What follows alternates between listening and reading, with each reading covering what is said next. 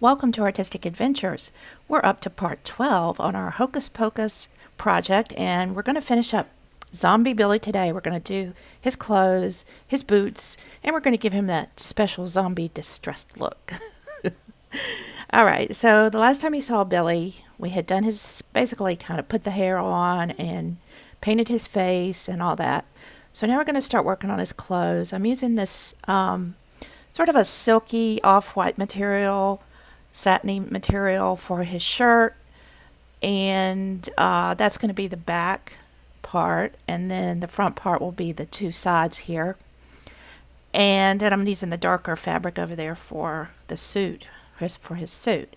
And I had this old sort of vintage lace that I cut these two pieces off of, and these are going to be the ends of his cravat, the necktie, and we'll put those on after we finish. Also have this vintage lace that I'm going to use for the lace that's around his the sleeves of his shirt. So we're going to start sewing these pieces together, and I want to point out that I'm not trying to be really precise with this outfit because he's going to be sort of tattered and torn looking, and it doesn't really matter that it's, sewn together perfectly or whatever. So here's the shirt after we sewed it all together, and I put the lace on the sleeves. And I just used a tack thread to sew up the front of the shirt and keep it on him. And now I'm going to sew the necktie together, the cravat. And I have a sort of small piece of that net material that's going to go in the back of the neck. And I'm going to just sew these two with the lace on it on either side of that. And then we'll sew it to the shirt. And sorry about my hand. My hand always gets in the way. I'm sorry about that. Oh, just the way it's positioned. Anyway, so I'm just sewing the two ends that have the lace to that smaller centerpiece, as you can see there. And now we're just going to attach it around the neck and just stitch it right on there at the bottom. All of this is not going to show a whole lot because of the jacket being on, but I did want him to have this to sort of tie around the neck. From the pictures, as much as you can tell, it looks like that's what he has. And he was wearing period clothing of the colonial period, so that's the sort of look that I'm going for. And we are going to distress the fabric a little later on and do some things to make it look more worn. But for now, I'm just sort of, sewing it together, getting it on him. We're going to tie that cravat there. And that looks pretty good. Looks like kind of like what I wanted it to look like. Now I want to distress this lace around the sleeves and make it look tattered. So I'm just taking the scissors and snipping into it to create that sort of tattered look. And I did the same on both sides. They did tend to wear the lace kind of long, hanging down over their hands, so I'm leaving it long like that. And just snipping the lace here and there to make it look tattered. Okay, so here's the pants. I'm going to make them more like traditional pants. The last pair that I made them where there was no seam on the side.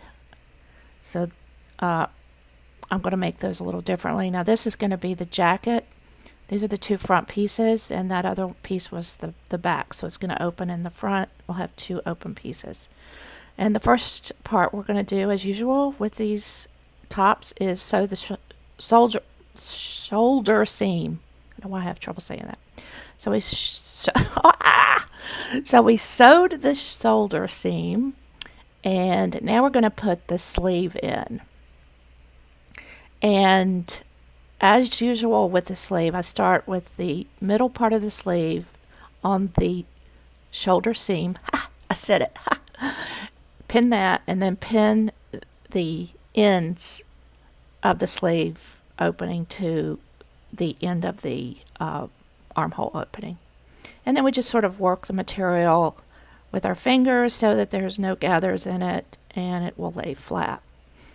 And this was pretty much the same length for the sleeve part as it was for the armhole part, so it wasn't really too hard, other than, when you're putting two pieces together like this, that one curves up and one curves down, you just gotta kind of ease it together so that you don't get pinched fabric up, and then you'll get a crease. So when I sewed it with the part of the fabric up that might get creases, so I could sort of keep my eye on it. So I'm going to go ahead and pin the other sleeve here, get that done, and then I can just sew both of them at the same time. So I'll do the sewing part off camera. That'll save us some time in terms of filming. And when we come back, we've got that seam done, and you can sort of see here now what we have left to do is sewing under the sleeve and the side of the jacket. So I'm going to turn it back to where the right sides are together. Now normally if I was going to finish the sleeve, I would turn that under now before I did the seam under the sleeve, but we're going to put a cuff on this, so I don't really need to finish it. So I went ahead and did the side seam, and we're going to go ahead and turn the sleeve and the rest of the jacket right side out. And you want to make sure you have a sleeve big enough for it to fit over those, over the shirt as well as the arm. Now this is how I'm going to make the cuff. I cut this piece and it's bigger than the width of the sleeve. So I'm just going to sew this on two sides, one end and across the long part, and leave one end open. So I've sewed both of those. And I'm just going to take one of my paint brushes here and use that to help me turn this. And then we can sew the end that's open shut by hand.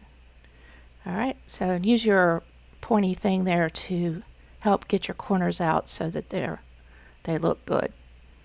I also sort of trimmed that corner a little bit, so when I turn it, there's not a whole bunch of fabric in there. Alright, so I'm turning this other cuff, get that pulled out, and then what you do is the end that's open, you just tuck those raw edges into the opening, and then you press it together, and then just take some needle and thread.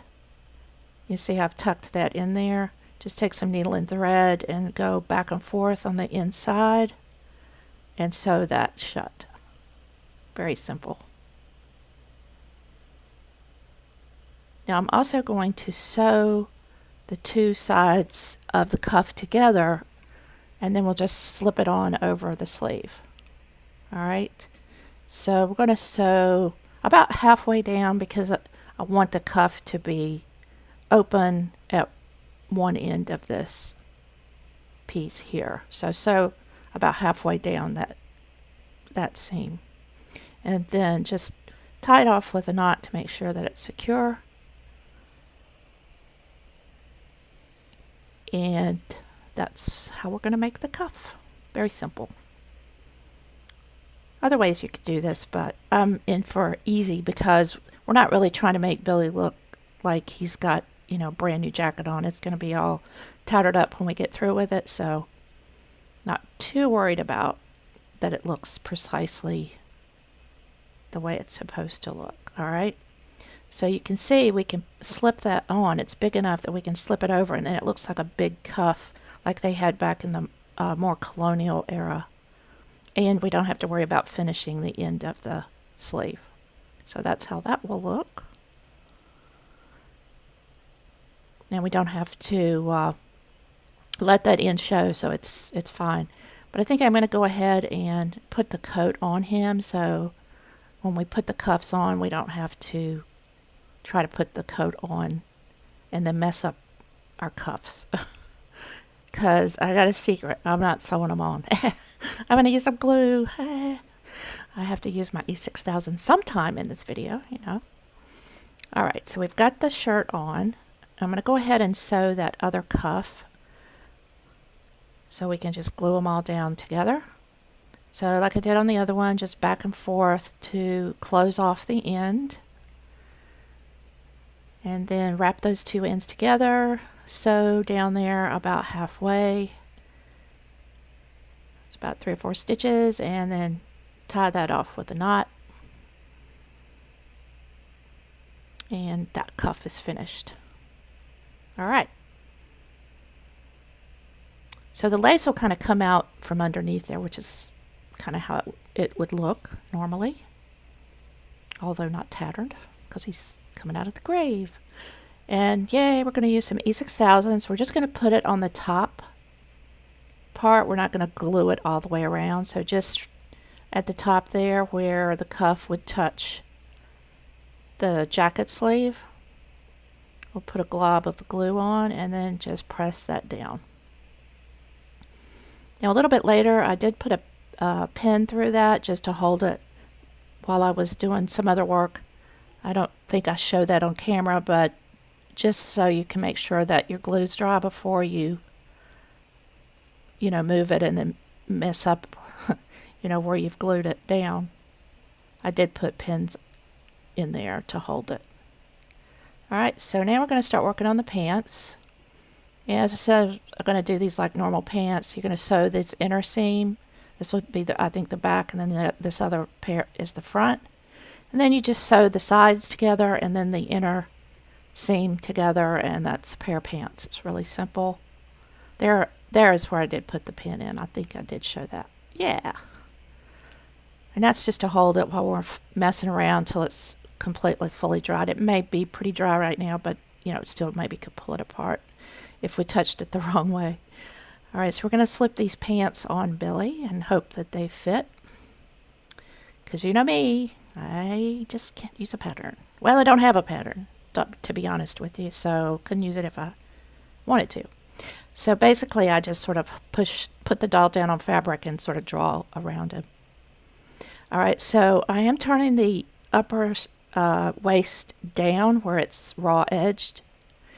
And then because, the waist is a little bit big and it doesn't have elastic in it, what I'm going to do is just go to the back and pull it together and then just sew it together.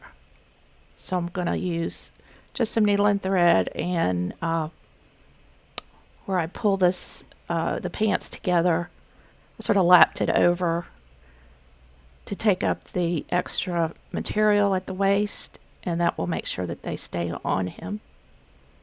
But since he's going to be Billy forever, he doesn't need to have a way to get in and out of his pants. That's pretty funny. Anyway, just not really trying to be too neat, sewing that back and forth a few times and then tying off a knot so that it's holding. And I'm leaving his shirt out. I kind of think his shirt was out in the movie, and then I'm just using my fingers to sort of pull at the threads and unravel the edges. These are some things you can do to make it look more old and also, tattered from being in the grave and sort of deteriorating over time. So I did some of that. I did some just like stick the scissors through, make a hole, and then, you can fray those edges of the hole also. So I'm doing the same thing to the jacket. You'll notice I didn't turn that edge under or anything. I'm just pulling the thread out to make it frayed. Anything we can do to make this look a little bit more old. And when you do that, when you do pull those out, the edges look, even though it's unraveled, they're really even. So you want to maybe, if you get some longer pieces and they're all the same length, just cut them different lengths too. That sort of helps make them look a little bit more like it's ragged. And then the other thing you can do, which I'm doing here, is I took some sandpaper. This is like the foam back sandpaper, the kind I use on my Blythe dolls for their faces. And just rub it in different areas, and it makes the fabric appear more distressed. You can even, if you wanted to, do it till you get a hole through the fabric.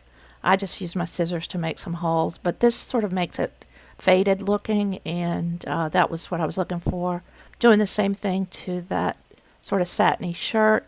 When you do it on the edges too, it helps, with that unraveling of the material too. So doing the pants a little bit. And so the next thing we're going to do before we finish the distressing is make some boots. I had these old plasticky shoes that came on some like cheapo male doll that I had. So they did pretty much fit his feet. So I stuck those on, and I'm going to make boots by taking pieces of this fake leather looking stuff and piecing it together so that it kind of looks like boots. I don't have to be too precise with it because I'm going to muddy him up, because he came out of the grave. He had a lot of mud on his boots, so we're going to do that with some paint. So basically what I'm going to do is I need a little small piece to go across the top, and then I'm going to wrap a piece around the leg, but I need this piece on the top because the top part of the shoe doesn't go back far enough, and it wouldn't look like, it was a boot. So I'm just going to cut a strip of about an inch and a half by 3/4 of an inch and just drape it across the top. As soon as my hand gets out of the way, you'll be able to see it. Yeah, so just like that. And we're going to just glue that down after we get the camera in focus. So don't worry about it that it's not even. We'll trim that little pointy edges off of the bottom. So if I remember correctly, he had on like knee-high boots, not over-the-knee boots. So that's kind of the look that we're going for. But again, as I said, with this whole outfit, I'm not really trying to make it super neat, since we're going to end up distressing it and kind of halfway destroying it anyway. All right, so just glue that down right on the top from one side to the other. And that will be enough that we can then just wrap a piece around the leg, and that'll be the boot. So that's the easy way to do it if you're not really trying to make it look all that great. And these shoes were so cheapy looking anyway, so they kind of needed some help. Alright, so I've got the other shoe with its piece glued down. And then you can just take some scissors and trim those points off there, sticking down below the sole. I thought about trying to put a heel on the boot, but couldn't come up with anything that was simple. I didn't really want to spend a lot of time on it. I guess I could have made a piece of square like polymer clay and glued it on there, but I was just looking for something maybe I could cut, like a piece of black plastic, but I couldn't find it. So he's not going to have any heels on his boots. He's just going to have flat boots. But that's okay. Nobody's really going to care. Except maybe Sarah. She might, yeah. Which Sarah would probably like heels on the boots. All right, so as I said, I'm just sort of trimming off those points at this juncture, although you can't see it because it's off camera. It's always so hard to go from close up to far away. I try to get close up on things where I'm doing something that I feel like you need to see detail, but there's certainly parts of it where I want to be further back, but there you can see the end result, at least where I trimmed those little points off so you can't see. Now what I'm going to do is basically wrap this around, and I'll put the glued part on the inside of the leg. And I'm also going to turn down the top so that we'll have sort of a finished boot look. So you can see I'm just going to wrap it around it and glue it on the inside of the leg like that. And I'll fold down the top of the boot so it looks more finished. Then we'll do the distressing after we finish gluing these together. And they stayed glued pretty well. I had a hard time getting that top part to stay folded over. It kept wanting to just flip over because this material is just sort of didn't want to hold a fold, you know what I'm saying? So it's kind of rubbery. It's kind of a rubbery feel on one side, and then it's like material on the other side. But it's not really that stretchy. It's not super stretchy. So anyway, that's the top. I folded over like that. That'll be up closest to the knee. And then we'll put glue on the bottom of the edge to stick to the shoe part, and then we'll fold this over so that the seam is on the inside. We'll hold it for a little while, and then I'll do the other one off camera. And there's how they turned out. Not too bad. Not too bad for something that didn't really take a lot. So you can see I've put some holes in this. I just stuck the scissor, one thing, pointy scissor through, and then I pulled the threads and made the hole look a little bit more uneven looking. So I'm going to use both some brown and black paint as well as some pastels, some chalk pastels. And we're just going to dirty him up now. This will be the fun part. Making the clothes was not the fun part. But I'm using some gray and some different colors of browns. I'm using that sort of reddish brown there just because it sort of reminds me of dirt, like clay dirt that you see. So I'm using that on the clothes, both the shirt, the jacket, the pants, everything, the lace, because he came up out of the ground and he was pretty dirty. Pretty dirty. Apparently he wasn't in much of a casket. I guess maybe like a wooden casket and then it decayed. Look, I'm talking about like he was really in, like he's real. Yeah, Billy's real. I don't know. I have to think about these things while I'm doing it. It just like adds to the ambiance of the outfit, I guess. All right, so now I'm going to take some just real, acrylic paint. And I'm using it really thick because I want it to dry, maybe even crack a little bit so it will look like mud. I think that would be really cool if it did. Also, if you put it really thick over the areas where there's seams where I glued, it sort of hides the seams, so it makes it look, like they're all one piece. So there I was cutting a piece in the back just to make it look a little more tattered. Getting some more dirt on him. I want him to look dirty. And of course I got it all over the table because I forgot it was wet. So I set him down to let him dry, and then I put him up so he could pose for some pictures. I really love how he turned out. I love the outfit. I started, just to get black, and I thought, no, I think he would have had sort of more of a fancier print to his clothing, and I really like how this turned out, especially, after adding the distressing and the dirt look. I think it comes out to where it looks a whole lot more like Billy. All right, so I hope you enjoyed this. This is kind of a fun project.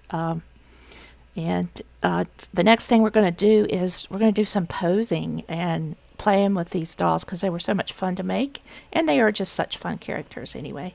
So if you haven't already, make sure and subscribe because I don't want you to miss a thing, and we got lots more coming up here at Artistic Adventures. Bye.